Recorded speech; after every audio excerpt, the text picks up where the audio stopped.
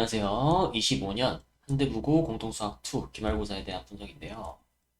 일단 그 시험에 대한 특징을 좀 이해하고 계시면 좋은데 이제 어렵게 출제가 되죠. 어렵게 출제가 되는데 학생 입장에서 어떤 식으로 어렵게 느껴지냐라는 것이에요. 그러니까 출제자가 문제 난이도를 높이는 방법이 크게 두 가지가 있거든요. 첫 번째로는 발상 자체를 어렵게 하는 거예요. 그래서 문제를 읽었을 때 표현이 되게 낯설고 이거 뭔 소리야? 어쩌라는 거지? 이런 느낌이 드는 거죠. 그래서 이런 문제는 시험지를 보면 문제가 깨끗해요. 그러니까 손도 못 댄 거죠. 그래서 보통 손도 못 했어요 라고 하면 학생 입장에서 발상이 어려운 겁니다. 이제 두 번째로 제 생각에는 이번 시험은 이 후자의 경우에 가까운데 케이스 분류를 많이 시키는 거예요. 그럼 이 케이스 분류라는 게 뭐냐? 문제를 딱 봤어. 풀이가 보여. 어떻게 접근해야 될지는 보여. 근데 막상 풀이를 시작하니까 이게 왼쪽으로 갈 수도 있고 오른쪽으로 갈 수도 있네. 어디로 가야 되지? 둘 다 가봐야 돼요. 둘 다 가봐야 되는 문제가 케이스 분류 문제예요. 그래서 왼쪽 길로 가다가 어느 순간 이 길이 아니구나 라고 깨달음이 오는 그 포인트가 분명히 와요. 그럼 다시 빠꾸해서 오른쪽 길로 가는 거죠. 오른쪽 길이 정답이었던 거예요. 근데 문제는 항상 길이 두 가지만 주어지냐? 그럼 편하죠. 그럼 난이도가 낮은 문제예요. 길이 세 가지 주어질 때도 있고 네 가지 주어질 때도 있어요. 그러면은 각각의 길을 끝까지 가보고 어디가 맞는 길인지를 하나하나 확인을 해봐야 돼요. 그러니까 이제 풀고 나면 되게 진이 빠지죠. 왜냐면 나는 체감상 두 문제, 세 문제를 풀었는데 막상 한 문제 푼 거니까 실제로는. 저도 이제 한번 이렇게 보잖아요. 다 풀고 났을 때, 되게 진이 빠지고 칼로리 소모가 많이 되는 그런 시험이다. 그리고 두 번째로는 간단하게 좀 더 자세히 무슨 얘기인지 한번 보여드리고 마지막으로 그럼 어떻게 대비해야 될지에 대해서 사실 정답은 되게 심플합니다. 전달 드리고 마무리해 보겠습니다. 일단 중간고사에 비해서 연계 체감은 낮았을 거예요. 중간고사는 문제가 더 어려웠어요. 더 어려웠는데 연계율은 대신에 더 높았어요. 근데 이게 어려운 문제만 쏙쏙 골라가지고 연계가 사실상 돼가지고 학생들 입장에서는 체감 난이도가 더 높았죠. 근데 이번에는 사실상 뭐 부교재가 의미가 크게 없다 싶을 정도로 제가 봤을 때는 연계가 막 많이 안 됐거든요. 지금 연계 문제라고 적어 놓은 것도 사실은 다소 이게 연계라고요? 라고 느껴질 정도로 좀 억지스러운 부분이 있을 수 있어요. 근데 어쨌든 연계가 맞긴 맞고, 학생 입장에서는 어느 문제집에서나 볼 법한 문제들이었다. 그래서, 막 그렇게 체감이 시험장에서 되진 않았을 수 있다. 근데 여기서 이제 제일 체감이 됐을 것이 사실 단답 4번이거든요. 이 중에서 제일 어려웠어요. 단답 4번이, 완전히 조건이 똑같이 출제가 됐습니다. 근데 문제가 뭐냐면, 올림포스에서는 이게 조건이 하나거든요. 조건이 하나예요. 근데 이번 시험지에서는 조건이 하나 추가됐어요. 근데 그 추가된 조건 하나 때문에 문제가 아예 다른 문제가 됐어요. 난이도가 훨씬 올라갔어요. 케이스 분류가 엄청 많이 늘어났어요. 그러니까 이게 오히려 나 이거 올림포스에서 본 건데 하고서 덤볐다가 막상 접근해 보니까 아예 다른 문제인 거야. 그러면 괜히 시간만 녹아버리고 고생은 고생대로 그렇게 했을 수 있습니다. 학생 입장에서.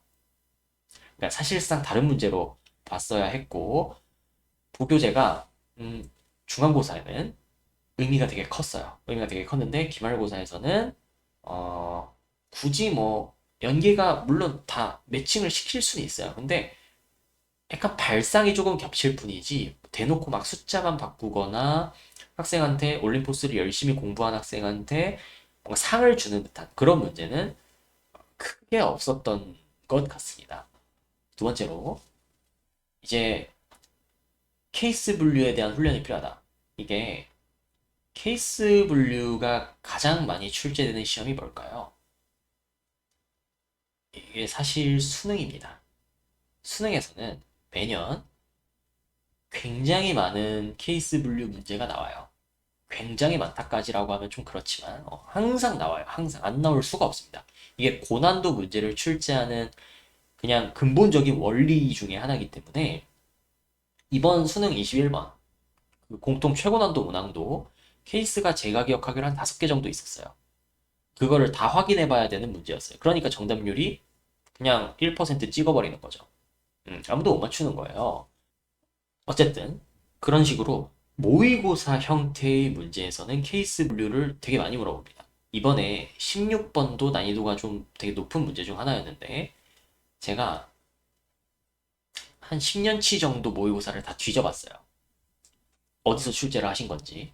왜냐면 우리 학교 선생님들이 이제 삶이 있고 뭐 직업이 전문 출제위원이 아니시잖아요. 그러니까 시험 문제를 출제를 하실 때 분명히 어떤 모의고사에서 발상을 차용을 하시거나 아니면 뭐 다른 학교에서 뭔가 발상을 갖고 오시거나 하실 거란 말이죠. 모든 문항, 전 문항을 이제 자체로 제작하시기는 좀 현실적으로 어려우실 거란 말이에요. 그러니까 저도 이제 모의고사를 이거 이 문제 어디서 출제하신 걸까 해가지고 한 10년, 15년치를 다 뒤져봐요. 시험 범위 겹치는 모의고사를. 근데 이번 16번이 22년 고2 3월 모의고사 17번에서 숫자만 바꾼 문제였습니다. 오히려 이게 올림포스보다 연계가 훨씬 더 잘 됐거든요. 대놓고 갖다 박은 문제예요.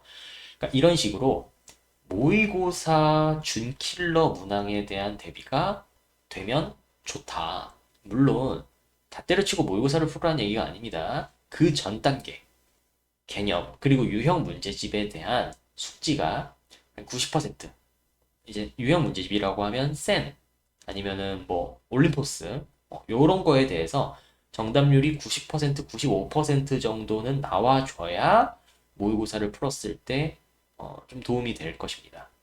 그 전에 그 기초 단계가 안 돼 있는 상태에서 준킬러 문제를 덤비는 거는 제가 봤을 때는 그렇게 큰 의미는 없어요.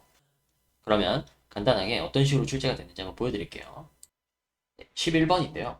제가 지금 풀어보겠다는 게 아니라 이런 식이다. 케이스 분류라는 게 이런 것이다를 보여주려고 하는 거예요. 문제는 얘는 문제가 안 돼요. 얘가 문제야. G1, GX에다가 1을 대입해야 돼. 근데 1이 위로 들어갑니까? 아래로 들어갑니까? 모르죠. A를 모르잖아. A를 모르니까 1이 A보다 크거나 같은지 A보다 작은지 모른단 말이에요. 둘 다 해봐야 돼요.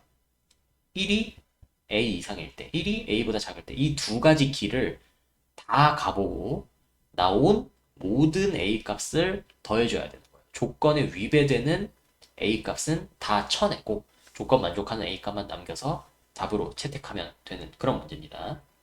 17번. 일단 얘에 대한 정보를 알기 위해서 표준형으로 좀 바꿔야겠죠. 이렇게 쓸 수가 있죠. 이 문제는 뭐냐면 보시다시피 A예요. 어딜 가나 A가 문제네. A가 양수냐 음수냐에 따라서 그 그래프가 아예 달라지잖아. 그죠? 점근선이 x는 1 이렇게 있고 y는 2 이렇게 있어요. A가 양수면 이렇게 그려질 거 아니야. A가 음수면 이렇게 그려질 거 아니에요? 둘 다 해봐야 돼요. 근데 여기서 진짜 충격적인 사실이 뭔지 아십니까? A가 0보다 클 때, A가 0보다 작을 때. 여기서 싸함을 못 느꼈다면 안 되죠. 여기서 싸함을 느껴야 돼요. 뭔가 싸한데? 어, 뭐가 싸하죠? 0일 때도 해봐야죠. 실제로 이 문제는 A가 0보다 크냐 작냐 뿐만 아니라 A가 0일 때를 해보지 않으면 틀립니다. 하나 차이로 틀려요. 그러니까 이게 선생님께서 너 A가 0보다 클 때, 0보다 작을 때 둘 다 해봤니? 고생했다.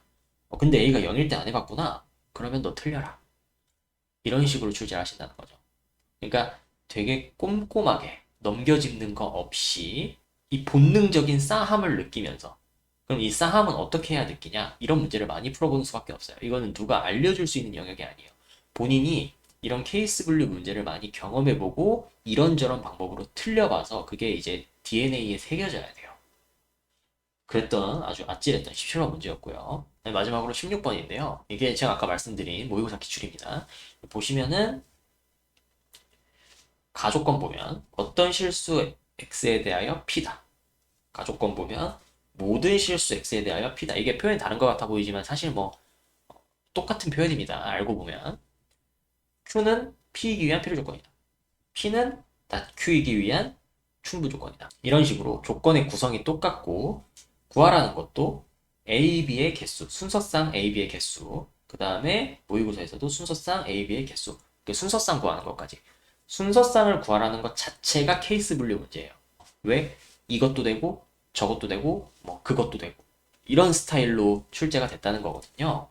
결론입니다. 부교재 연계 되긴 하는데 당연히 이제 이것만으로는 고득점이 좀 어려워요. 그러니까 부교재는 씹어먹을 정도가 돼야 돼요.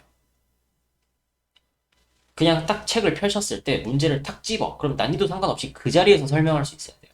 그 정도가 된 다음에 이제 용량이 허용을 한다면 모의고사 스타일 문제. 모의고사 21번, 30번 이런 킬러 문제까지 안 가도 돼요. 그냥 16, 17, 18, 19 혹은 뭐 주관식에 26, 27, 28 이 번호대까지는 연습을 해주시는 게 좋다라는 말씀 드리면서 마무리하도록 하겠습니다.